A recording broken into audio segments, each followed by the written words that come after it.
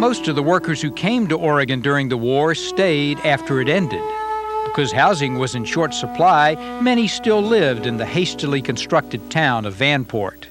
Then, on a Sunday afternoon in May of 1948, Vanport was gone.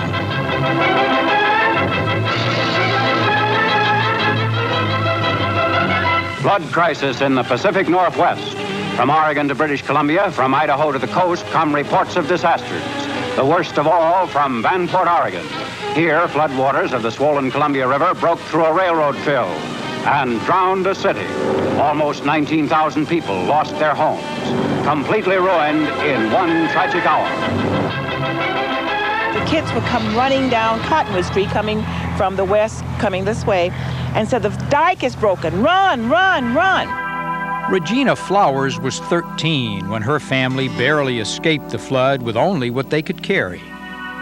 And I look back, I never seen so much water.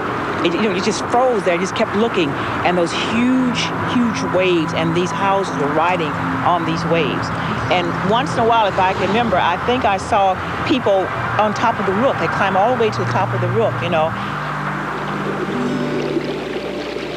The exact death toll was never determined, but 19,000 people lost their homes and most of their belongings.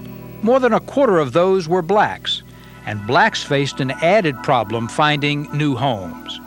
Most neighborhoods had covenants prohibiting sales to, quote, members of any race whose presence would hurt property values.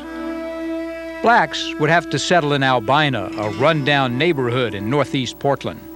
40 years later, the city of Vanport is just a memory, but Albina is still home to a large percentage of Portland's black families.